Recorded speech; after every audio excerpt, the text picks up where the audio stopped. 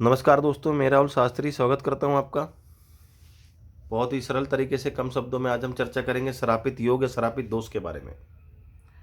किस तरह से निर्माण होता है, कुंडली से कैसे देखें, किस कंडीशन में ये खराब फल देगा और क्या इसके आप उपाय कर सकते हैं, यही आप जानिए। सबसे पहले इस दोष और इस योग के बारे में व्यक्ति को बहुत गलत गलत चीज़ें बताई गई हैं। ये जरूरी नहीं होता कि अगर शनि और राहु की युति से निर्माण होता है या शनि और केतु की युति से निर्माण होता है और अगर ये निर्माण हो रहा है तो आपको खराब फल ही मिलेंगे, नहीं। तो शनि के साथ राहु हो या शनि के साथ केतु हो, दोनों के साथ एक जैसा ही फल मिलता है, पर कुछ थोड़ा बहुत डिफरेंस शनि राहु की युति में कुछ अलग मिलेगा, सूर्य और केतु के अलग मिलेगा। पर दोनों के साथ मिला जुला कैसा होगा ये मैं आपको बताने जा रहा हूँ। सबसे पहले शनि समझिए। शनि आपका परिश्रम है, शनि दास है, शनि आपकी मेहनत है, शनि अकेलापन का कारक माना जाता है। शनि मेहनत के बाद जो रिजल्ट आता है वो शनि है। शनि पापी ग्रह जरूर शनि को बोलते हैं, न्याय कारक भी होता है शनि। राहु क्या है? राहु बरम है, राहु एक्साइटमेंट का कारक है।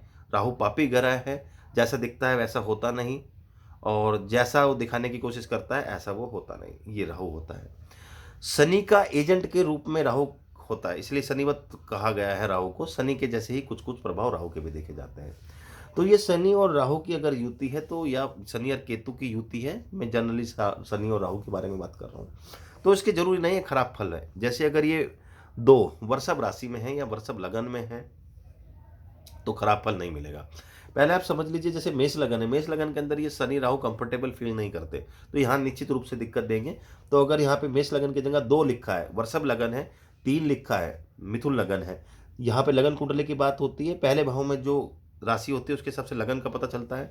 तो अगर 2 लिखा है वृषभ लगन है, 3 लिखा है मिथुन लगन है, 6 लिखा है कन्या लगन है, 7 लिखा है तुला लगन है, मकर और कुंभ ये लगन है, और इन्हीं राशियों में शनि बैठे हैं, यानी वृषभ राशि में बैठे हैं, मिथुन राशि में बैठे हैं और कन्या राशि में बैठे हैं, तुला राशि में, मकर और कुंभ इन्हीं राशियों में बैठे हैं। तो ये शनि राहु की युति खराब फल आपको नहीं देगी। सिर्फ प्लेसमेंट खराब ना हो, यानी 6, 8, 12 में वो ना बैठे हों। तो पहले तो आप ये समझ लीजिए। तो 50% तो आपने देख ही लिया कि आधी से ज़्यादा राशियों में ये कहीं ना कहीं बैठेंगे तो, या लगन होगी तो उसमें आपको खराब फल नहीं मिलेंगे। दूसरा, युति डिफरेंस। अगर शनि और राहु के बीच में 10 से कम का डिफरेंस है, यानी शनि सपोज करो 15 डिफरेंस के हैं और राहु जो हैं 22 के हैं, तो 7 का डिफरेंस हुआ तो ये युति प्रबल मानी जाएगी। या जितने ही कम होंगे, 2 का डिफरेंस होगा तो प्रबल युति माने जाएंगे। 10 से बाहर होगा, 10 से ज़्यादा डिफरेंस होगा तो ये युति प्रबल नहीं मानी जाएगी। फिर इस युति से कोई डरने की जरूरत नहीं है। दोनों ही शनि राहु अगर किशोर अवस्था में है, यानी 12 से 18 बीच की डिग्री है, तो दोनों अपना प्रबल रिजल्ट देंगे। वो खराब हो या अच्छा, पर देंगे प्रबल।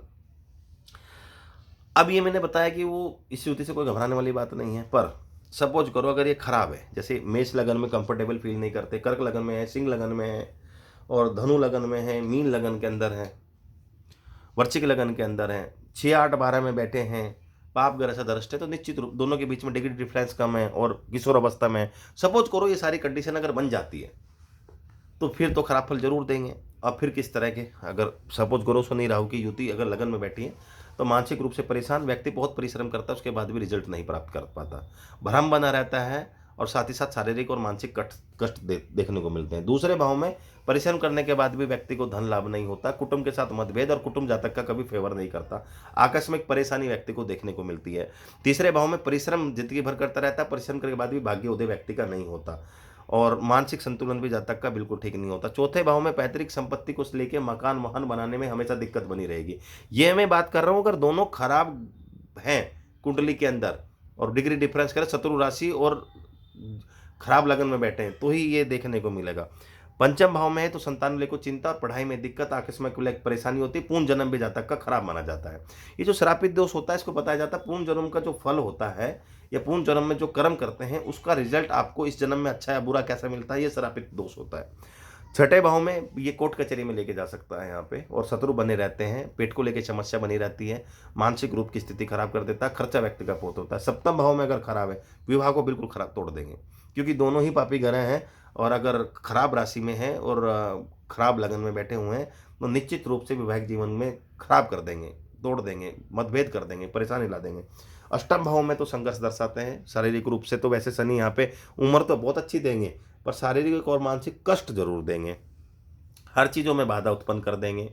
भय लगा रहता है व्यक्ति को, भाग्यहीन कर देते हैं अगर खराब है। नवम भाव में धर्म को लेकर व्यक्ति इतना सतर्क नहीं होता, धर्म में रुचि नहीं होती, पिता का बहुत ज़्यादा फायदा नहीं, गुरुजनों का बहुत फायदा नहीं, भाग्य पूर्ण रूप से जातक का साथ नहीं मिल देता और मेहनत के बाद भी रिजल्ट नहीं मिलते। दसम भाव में व्यापार नौकरी रोजगार में अस्थायी कर देता है, अप्स डाउन्स कर देता है, बिल्कुल भी व्यक्ति को फायदा नहीं मिलता, दिक्कतें पैदा करता है व्यक्ति, सुख में कमी कर देता है और बहुत परेशानी देता है, आकस्मिक दिक्कत देता है। 11वें भाव में शनि और राहु हो तो लाभ में कमी कर देता है, दिक्कतें पैदा कर देता है, मानसिक रूप से परेशान कर देता है, बिजनेस में जो फायदा होना चाहिए वो कभी नहीं होता। तो ये श्रापित योग या श्रापित दोष के मैंने आपको प्रभाव बताए किस तरह के मिलेंगे। हालांकि कौन सी लगन है और किस भाव में बैठे हैं, किस राशि में है, इसके हिसाब से रिजल्ट अलग, कम, ऊपर नीचे, ज्यादा कम हो सकते हैं। ये तो मैंने आपको जनरली बताया। ये दो युति बन रही है, अगर आपको खराब रिजल्ट मिल रहे हैं तो आप क्या करें? शनि और राहु का बीज मंत्र करें। शनि का ओम सम समनेचराय नमः, ओम राम राहवे नमः, ये जाप करें। खराब है, पीड़ित है, त्रिक भाव में है तो कभी भी शनि का नीलम या राहु का गोमेद कभी मत पहने। शनिवार के दिन सरसों का तेल का दान करें और शनिवार के दिन शाम को ही उड़द की दाल का दान करें। और बीज मंत्र करें, दान करें। शनिवार के दिन शाम को हनुमान चालीसा का जाप भी कर सकते हैं। ऐसा करने से श्रापित दोष से बचा जा सकता है, श्रापित योग से बचा जा सकता है।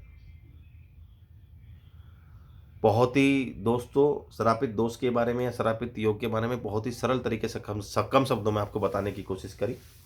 मेरी अगर वीडियो अगर अच्छी लगी होगी तो लाइक करना और हमारे चैनल को सब्सक्राइब करना मत भूलिएगा। धन्यवाद।